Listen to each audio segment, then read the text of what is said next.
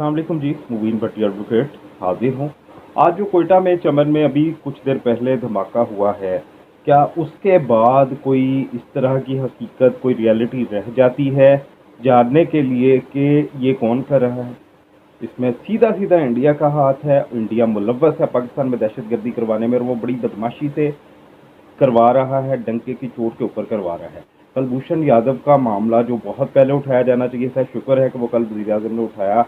लेकिन मैं अब इस वक्त पूरी तैयारी से चूंकि वीडियो नहीं बना रहा, लेकिन आप पीछे तारीख उठाकर देख लें। पाकिस्तान 2009 में T20 का वर्ल्ड कप जीता, उसके कुछ दिन के बाद कराची में ब्लास्ट हुआ।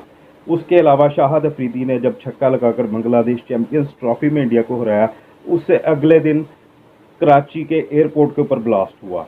इसी तरह जब भी आप कोई तारीख उठाकर देख लें, आप खुद देख सकते हैं, आप इसको मैच कर सकते हैं। मैं चूंकि पूरी तैयारी से नहीं हूँ इस वक्त, आप देख सकते हैं उनको बाकायदा इवेंट्स को कि कब कब पाकिस्तान ने जो भी इवेंट, चैंपियंस ट्रॉफी पाकिस्तान ने जीती है, एशिया कप जो बांग्लादेश में शाहिद अफरीदी ने जीता था, और चैंपियंस ट्रॉफी जो इंग्लैंड में पाकिस्तान ने जीती है, उसके 15 या 16 दिन बाद भी एक ब्लास्ट हुआ। आप खुद अंदाजा करें कि ये क्या हो रहा है। इंडिया किस तरह से पाकिस्तान के पीछे हाथ धो के पड़ा है।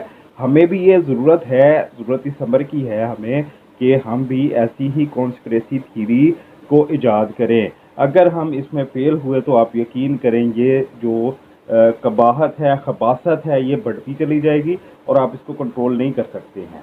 आप उनके मजबूत हाथों का भी अंदाज़ा कर लें कि किस कदर इनके मजबूत हाथ हैं, कि जब भी, चूँकि बलूचिस्तान है, कोयटा है, वहाँ पे आपकी जो नफरी है वो शायद इस एबिलिटी की हमल नहीं है, या गवर्नमेंट उस पर तवज्जो नहीं दे रही। वही एक ऐसा इलाका बचा है, एरिया बचा है, जहाँ पे टारगेट उनके आसान होते हैं और उसी को वो टारगेट बनाते हैं।